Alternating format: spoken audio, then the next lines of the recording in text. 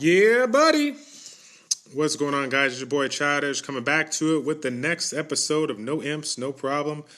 Doing this next series here. Super excited because for those that have been following my channel for a while, I started this series on B6 and worked my way up to try to take it down with no imps. And of course, with the recent change in the December update of this game, it has allowed people to once again be able to take down these giants zones without the use of imps. And so I'm just going to go ahead and continue the series without, actually still doing the same thing I was doing it without any imps, but now just doing it with the regular teams. And so people can kind of see what I do and what I go through as far as trying to play this out. So some of the points that I made across in my dungeon video, I made some raw footage from doing B6 to B10, just testing the waters. If you guys saw it, check it out. If you haven't seen it, check it out. And basically, I tested out the whole rage counter and see how everything works.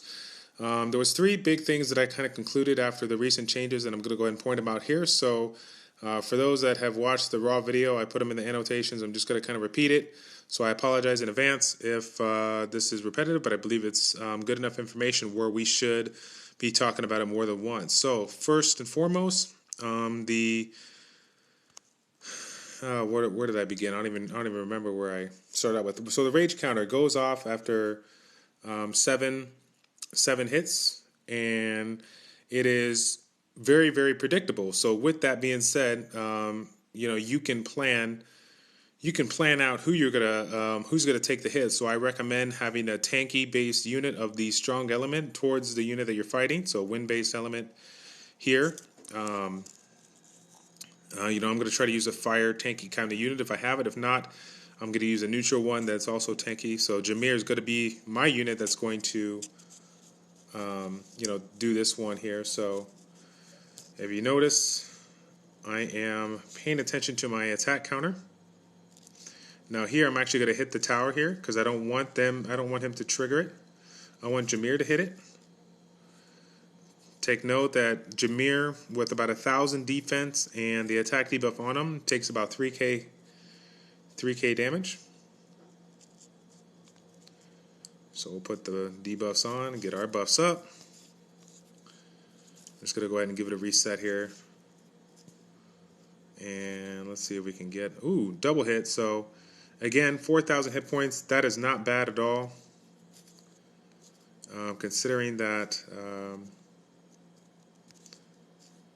the unit's only a debuff with attack. If he was debuff with glancing hit, I'd take even less. Let's see. So don't attack again. Good. So I'm going to bring this tower down.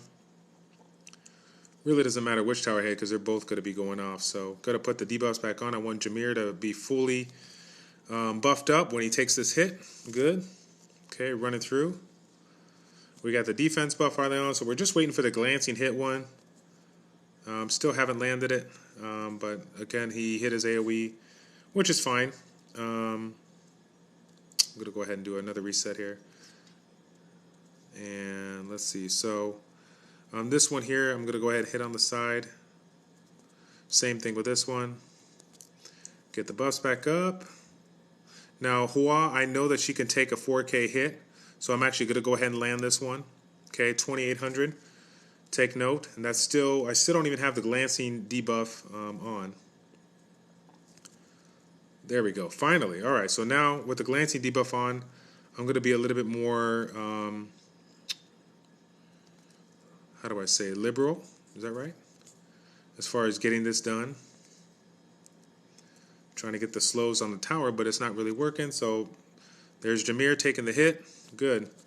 All right. So we got it down already.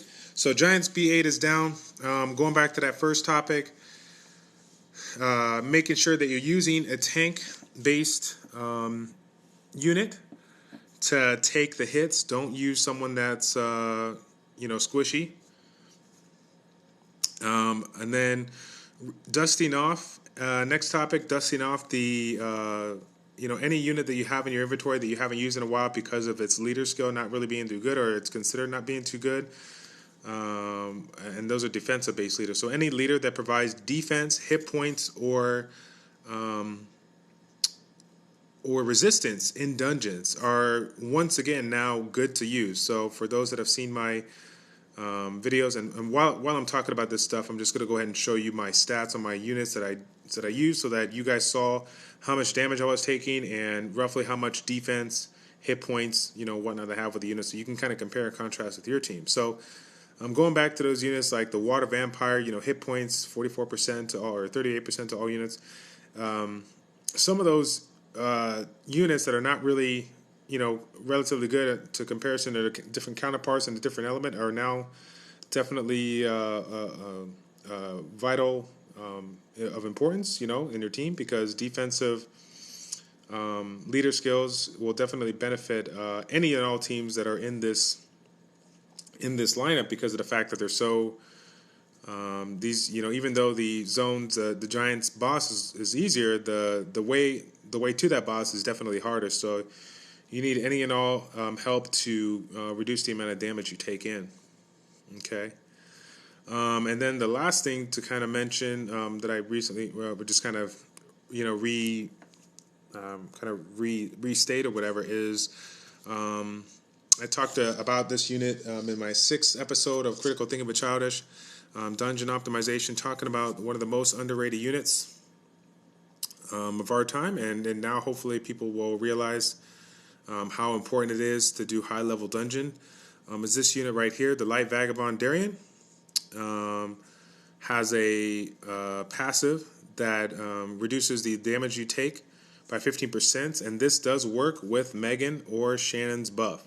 So it's another way to mitigate damage if you don't have all the units to provide debuffs. What you have, this one will have attack and defense, so he covers 2 bases, but having the mitigation as well just makes him super strong. So having a combination of a variety of units that can provide all the different hostile effects to slow, debuff this guy's attack, defense, glancing hit, all that stuff is going to be really, really vital. But having a defensive-based leader skill will definitely help you in your process. So obviously, if you still have, if you have Lucian or whatever, that's not to say that Lucian's dungeon, thing will not be of use.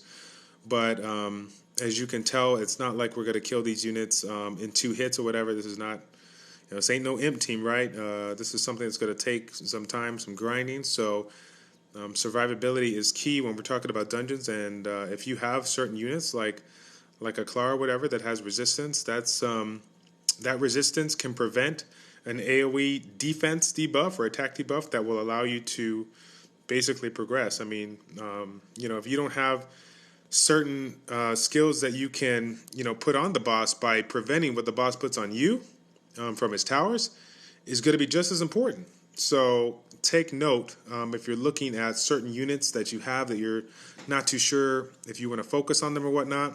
Now's the time to think about it. So we'll go ahead and leave it at that. Just a quick recap: time your rage counters to hit tankier units of a stronger element towards that boss that you're attacking.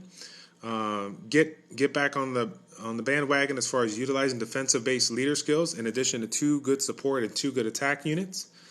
All colors, all elements, whatever like that. But obviously, the higher you go, the more you need to focus on utilizing elements that are stronger towards the zone you're doing. But then utilizing certain units that have a wide variety of skills that will make your dungeon running more consistent. So the Light Vagabond, the Light Inugami, some of those units are just very, very versatile.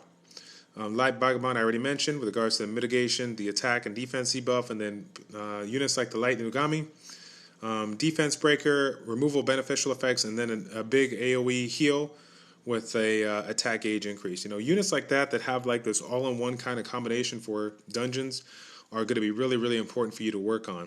All right, let's cut it off right there. Giants B8, no imps, no problem. That is it. It's your boy Childish for Childish Plays checking out. Take care, and we'll see you next time.